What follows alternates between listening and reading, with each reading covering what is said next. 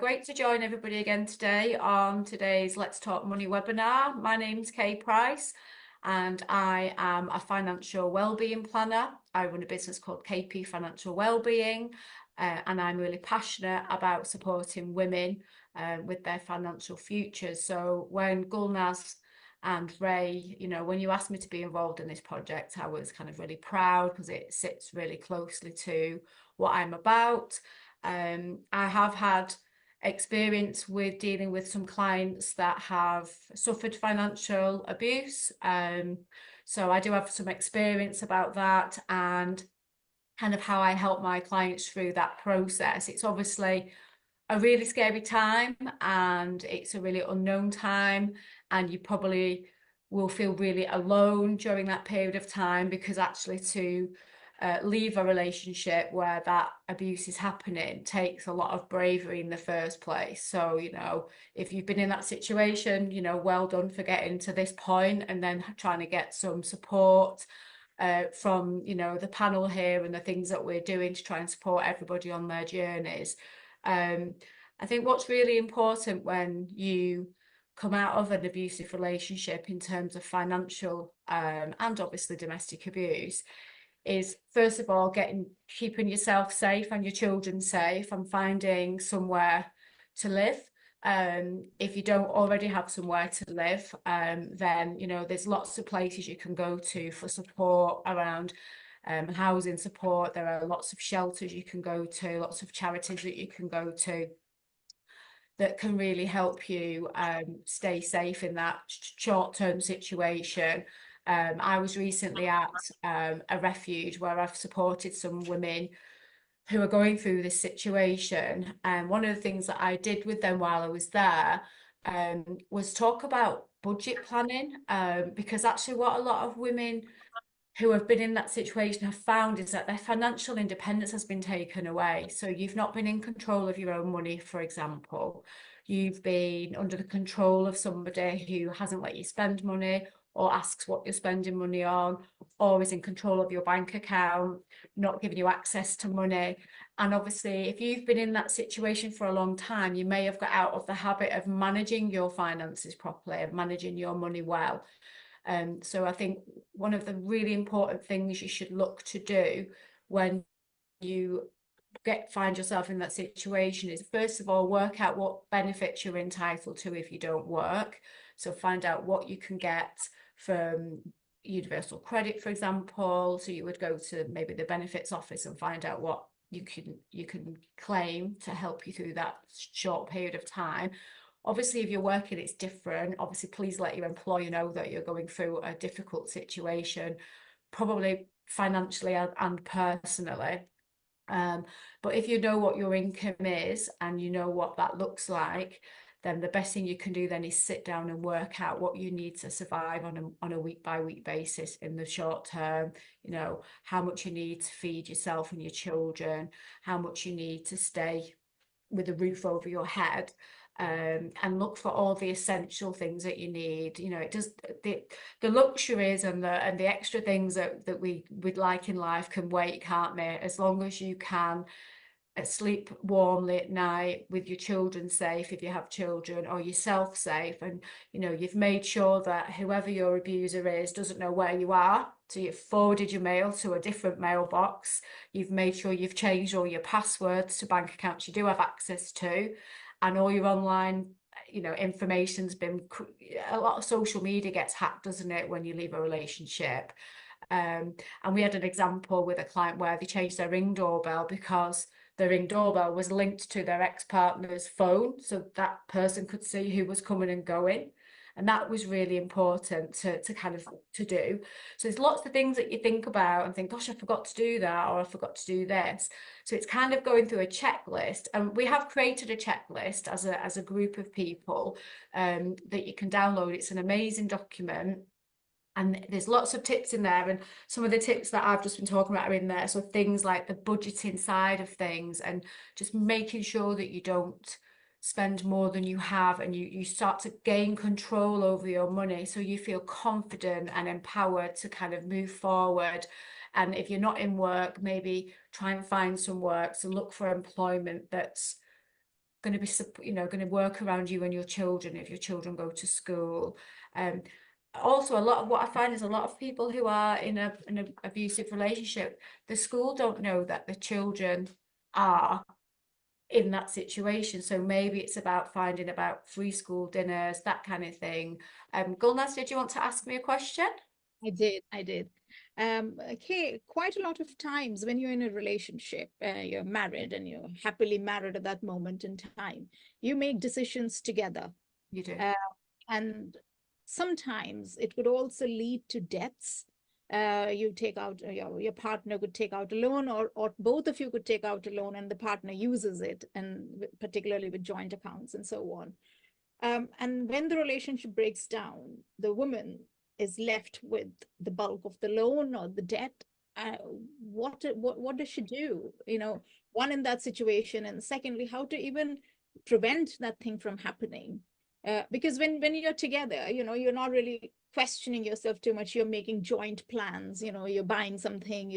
You want to do it together, and you're not really suspicious of anything. But if the relationship breaks down and the woman ends up with the bulk of the loan, how do you prevent that thing from happening in the first place? I think it's a great couple of questions, and I think it's a really difficult one to kind of answer in terms of if you're in a loving and happy relationship. I mean, Jenna's probably sees this from the other side, don't you, Jenna? But ultimately, you have to, if you're married and you're happy and you trust each other, you're going to take out a joint mortgage, aren't you? You're going to go and buy a car in joint names, or whatever that might be. You might have a credit card that you both use. I think some of the signs to look out for is if constantly the debt that you're taking out as a couple is being pushed towards you, like, let's do it in your name, let's do it in your name, that should be like, well, actually, no, because this is an equal partnership, so why aren't we doing it in joint names? And and I think if you are left with debt because of a breakdown of a relationship, the very first thing you should be doing is ringing those providers that you have that debt with. So any credit card companies, your mortgage, obviously straight away, any loan companies, to let them know that the relationship has broken down, that you are, part of this debt, that you need to let them know what you can or can't afford to pay, and that the other person has left the house or left the relationship. Often a lot of these lenders do have things in place that they can do to support you. So they will look at ways to support a better repayment method of paying it back. They'll look at sort of restructuring that debt just in your name. It's also very difficult when it's one person, because I've had a situation where my client rang the bank where their mortgage was, and they were literally saying, we can't do anything without his signature, which was ridiculous because he's left and left her in a situation where she's been financially abused. So I kind of tried to get involved a little bit with that. And, so when I work with clients, I am much more of a friend and a confidant that they can come and talk to, and I will guide and support and help them, because no one wants to be in a situation where they just don't know where to turn and they don't know who to ask the question to. And I think as a collective, we have so much experience between us that if one of us has a client that needs that support, we can work together. Me and Jenna have worked together, haven't we, Jenna, on a client, and we're at the point where we might have a happy outcome for that. But that situation was really rather difficult. But by pulling in resources, going to the local food bank and asking them to support the family with food, just whilst they kind of let the dust settle and got themselves in a situation where they could kind of just about keep their head above water. And actually that client I met recently, and she's just about treading water at the minute, even though she's gone out to get herself a job, and one thing and another. Obviously it's confidential, but ultimately her words to me, whether it's only so long I can be this poor, I can be this, literally don't have any spare money to do anything, just can literally just put food on the table. And I think that debt situation can make that incredibly more difficult for people if there's a mortgage in the background and there's loans. And so always speak to the lenders, always ask for their support and how they can help you, whether it's putting you on a payment holiday for a temporary period of time, or allowing you to reduce your payments over a longer period. But what is really what you've really got to be mindful of here is the effect on your long-term credit history, which could have been impacted anyway during your relationship anyway. So you could end up with CCJs, bad credit, anything like that could happen. And ultimately, if you have to, you can declare yourself bankrupt and kind of start again. And that's what we're here to help with. We're here to help people understand what they can and can't do, what's the right and wrong thing to do, and then the support that's around them that will help them move through this tough time in their lives and look back and go, I sorted that, I dealt with that, I'm a new person. And we can't stop the bad times. The bad times are going to happen for people in that situation, but there's always a positive outcome. There'll always be a period of time where it's difficult, but you'll see that rainbow and you'll get there at the other side with, with Okay. drive and determination, really. Yeah, just my question now is for Jenna. I'm sorry, it's just because this is something that has happened and a woman had come to me, so I just want to get those Yeah. for her, hopefully. Jenna, is there any support or any protection? You're a lawyer, so does the law protect these women? Is there anything at all? If somebody is in such a situation where she's left with a loan that her partner took out in her name, and now the relationship has broken down, is there any kind of support?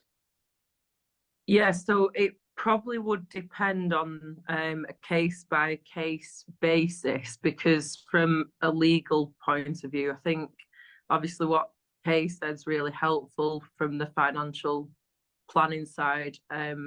But from a legal point of view, it would be whether we could argue it was a matrimonial debt or a non-matrimonial debt. So if that loan was taken out for, say, works on the family home where, a conservatory or something done in the bathroom, that's likely